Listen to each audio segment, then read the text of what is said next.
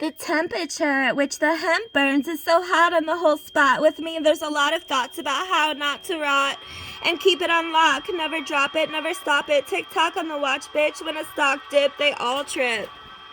Mockin the monsters from the haunted curb of the block, sir. No disturbance. I'm still learning about my mobster urges to rob and lurk churches, like the clergy in an emergency, with the durancy of a burning tree next to a whirring creek. With a currency to be free, I currently see a purge to need the surging fees of lures and TV and cures for disease. And instead you fled to quirks like the breeze and observing the birds and the bees and calming your nerves with the sound of the sea. So profound indeed, don't be deterred to proceed, but swerve to be an assured thing, even if it is a splurge to dream.